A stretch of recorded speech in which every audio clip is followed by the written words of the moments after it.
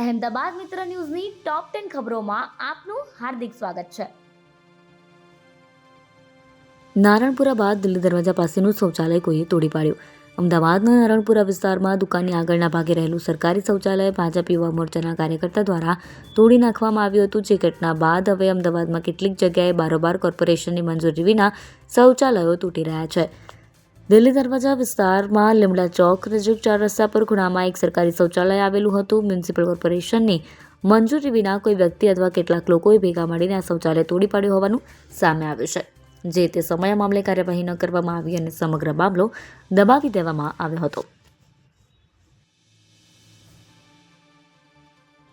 વરસાદ બાદ પાણીજન્ય રોગોમાં ઉછાળો. અમદાવાદમાં ચોમાસાની સિઝનની શરૂઆત સાથે જ રોગચાળામાં ચિંતાજનક વધારો જોવા મળ્યો છે. ખાસ કરીને મચ્છરજન્ય રોગો કરતાં પાણીજન્ય રોગો વધુ પ્રમાણમાં નોંધાયા છે, જેનું મુખ્ય કારણ વરસાદી પાણી ભરાવા અને પ્રદૂષિત પાણી છે.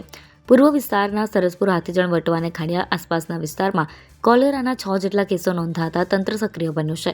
આ ઉપરાંત ઝાડા, ઉલટી અને ટાઇફોઇડના કેસોમાં પણ નોંધપાત્ર વધારો થયો છે. હિન્દી ભાષી વેપારીઓ પર હુમલાનો મામલો. મહારાષ્ટ્રમાં હિન્દી ભાષી વેપારીઓ સાથે કથિત હુમલાની ઘટનાઓને લઈને રાજકીય ગરમાવો તેજ બન્યો છે. ભગવા સેનાએ કેન્દ્રીય ગૃહમંત્રી અમિત શાહને પત્ર લખીને આ ઘટનાની કડક શબ્દોમાં નિંદા કરી અને હિન્દી બોલનારા વેપારીઓને નિશાન બનાવનાર લોકો સામે સખ્ત કાર્યવાહી કરવાની માંગ કરી. ભગવા સેનાએ માંગણી કરી છે કે આવા આરોપીઓ સામે દેશદ્રોહની કલમ હેઠળ ગુનો નોંધી તપાસ કરવામાં આવે. વેજલપુરના મકાનમાંથી એમડી ગાંજા સાથે એકની ધરપકડ. વેજલપુર પોલીસને બાતમી મળી હતી કે વેજલપુર સોનલ સિનેમાની પાછળ આવેલા મક્કાનગરના મકાનમાં મોહમ્મદ તૌસીફ શેખ નામનો યુવક નશાનો કાળો કારોબાર કરી રહ્યો છે. વેજલપુર પોલીસ ટીમે પ્લાનિંગ સાથે રેડ કરવાનું નક્કી કર્યું અને તરત જ સોનલ સિનેમા પાસે પહોંચી. રેડ દરમિયાન પોલીસે મોહમ્મદ તૌસીફ શેખની અટકાયત કરી હતી અને ઘરમાં ચેકિંગ શરૂ કર્યું હતું. ચેકિંગ દરમિયાન પોલીસે સફેદ પાવડર અને ગ્રીન કલરનો પદાર્થ મળી આવ્યો હતો.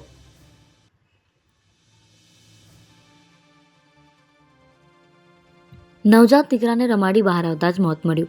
અમદાવાદના ખોખરા વિસ્તારમાં મિત્રોએ જૂના ઝઘડાની અદાવતમાં મિત્રની હત્યા કરી. મૃતક તેના નવજાત દીકરાને રમાડી હોસ્પિટલની બહાર આવતાની સાથે જ ત્રણેય આરોપી છરી અને લાકડી લઈને તેની પર તૂટી પડ્યા. યુવકને હોસ્પિટલની બહાર જ મોતને ઘાટ ઉતારી ત્રણેય આરોપી સ્થળથી ફરાર થઈ ગયા હતા. આ મામલે ખોખરા પોલીસમાં ફરિયાદ નોંધાતા પોલીસે ત્રણેય આરોપીની ધરપકડ કરી આગળની કાર્યવાહી હાથ ધરી.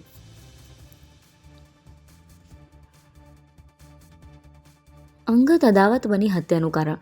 અમદાવાદના સરસપુરમાં રહેતા યુવકનું 3 દિવસ પહેલા રિક્ષામાં અપહરણ કરી તેને માર મારીને હત્યા કરીને લાશને વોર્નર રઝા પાસે ફેંકી દેવામાં આવી હતી. હત્યાના કેસમાં અમદાવાદ ક્રાઇમ બ્રાન્ચે એક સગીર સહિત 3 આરોપીઓની ધરપકડ કરી છે, જ્યારે અન્ય 3 આરોપીઓની શોધખોળ શરૂ કરી છે, જે ફરાર છે. આરોપીઓએ અંગત અદાવતમાં હત્યા કરી હોવાનું સામે આવ્યું છે.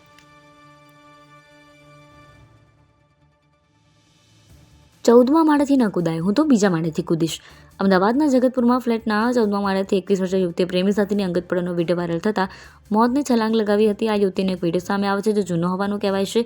તે 14મા માળેથી નીચે જોઈને કહી રહી છે કે અહીંયાથી ન કૂદી શકાય, હું બીજા માળેથી કૂદીશ તો બચી જઈશ, અહીંયાથી કૂદીશ તો હાડકાં પણ નહીં મળે. જો કે આ વિડીયોની પોલીસ તપાસ કરી રહી છે.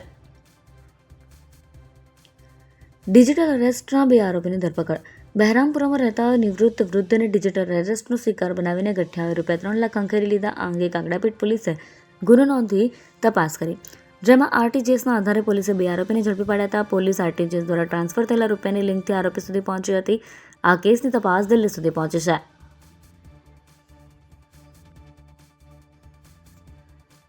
પી.ટી. જાડેજાની ધરપકડના અમદાવાદ, વડોદરામાં પડઘા. અખિલ ગુજરાત રાજપૂત યુવા સંઘના આંતરરાષ્ટ્રીય અધ્યક્ષ પી.ટી. જાડેજાની સામાન્ય કેસમાં પાસા જેવી કલમ લગાવીને ધરપકડ કરવામાં આવી છે, જેને લઈને ક્ષત્રિય સમાજ દ્વારા આજરોજ અમદાવાદ અને વડોદરા કલેક્ટર કચેરી ખાતે આવેદનપત્ર આપવામાં આવ્યા.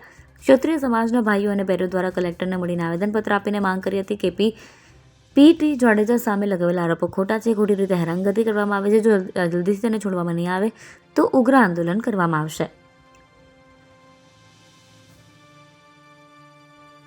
રાજ્યના બિસ્માર રસ્તા મુદ્દે સીએમએ હાઈ લેવલ બેઠક યોજી.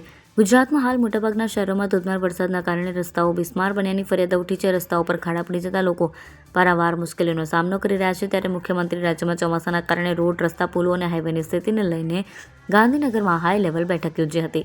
રસ્તાના અને પુલના પ્રશ્નો અંગે તાત્કાલિક ધ્યાન આપી લોકોને કામો થતા દેખાય તેવી કામગીરી કરવા સૂચના આપવામાં આવી છે. અહેમદાબાદ મિત્ર ન્યૂઝની યુટ્યુબ ચેનલને સબસ્ક્રાઇબ કરો અને બેલ આઇકન જરૂરથી દબાવો, જેથી મહત્વના સમાચાર આપના સુધી જલ્દીથી પહોંચે.